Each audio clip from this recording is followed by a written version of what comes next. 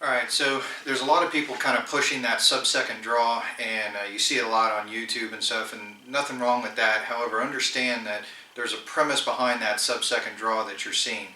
Number one, especially on YouTube, you get multiple takes, you get multiple opportunities, so you have plenty of warm-up. That's something that's not going to be present in a real scenario. You have the ability to edit out your failures. Once again, you're only going to get one shot at this in reality. Number two, a lot of these are based on the two-handed clear method. So I use one hand to clear my garment, use the other one to actually grab the pistol. Regardless of whether or not you're wearing a t-shirt or a jacket, a single hand clear is really the only way that you're going to be able to do this in a close combat type scenario, because that other hand is going to be obligated to something.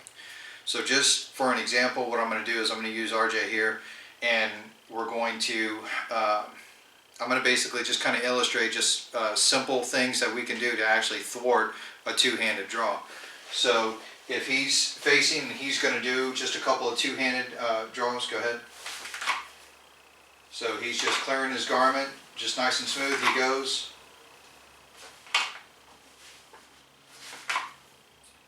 And then all I'm going to do is I'm just going to start getting involved there as he continues going through this.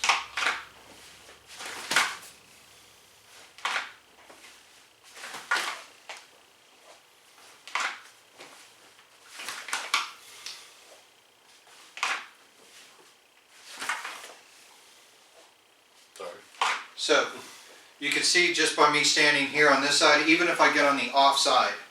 So I'm over on the off side. This could be a scenario where there's multiple attackers, so he's going to continue on with his draw, clearing and drawing. And all I'm going to do is just start sticking my hand in the way. It doesn't really matter how. I'm not necessarily reaching for the gun, I'm just reaching in the middle of his draw. So you can see that in this type of scenario, that second hand is being utilized for something that really it shouldn't be.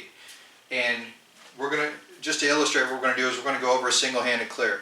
So he's going to go ahead and clear his garment, and then he's going to punch out in the same exact method. Go ahead.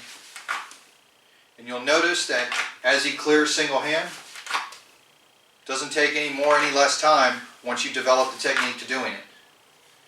Now what's going to happen is I'm going to start instituting that stressor in there the same exact way, and he's going to use that offhand. Instead of being used for clearing a garment, he's going to actually use it to fend off an attack.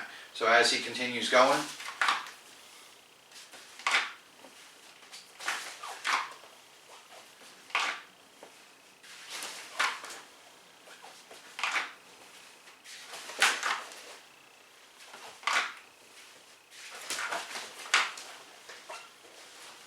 same scenario here.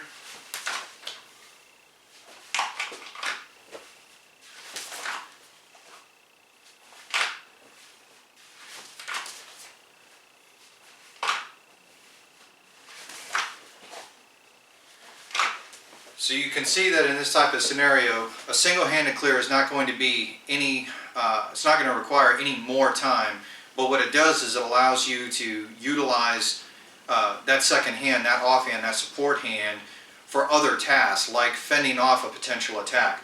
Remember that in most type scenarios, a lot of these, kind of the YouTube ninjas that are out there who are doing these two-handed clears and they're shooting, firing off 3-4 shots in sub-second times, realize that that scenario only works if there is a predetermined distance between you. However, in most encounters where you're going to be in a scenario that's potentially life-threatening, it's going to be a conversational distance. It's going to be at this type of distance where I may actually have the ability to go and get him.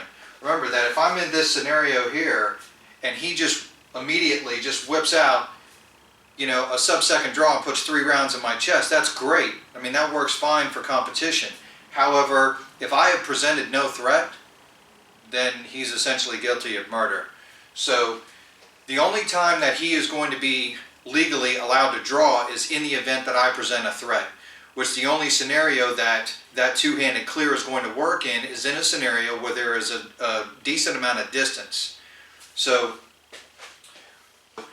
If he goes ahead and he goes with a single-handed clear, as I move in, he's making space. If I'm going for my weapon, let's say I'm going for my clear here, as I go and present the threat to him, he then has an offhand that he can respond to my threat while still being able to utilize his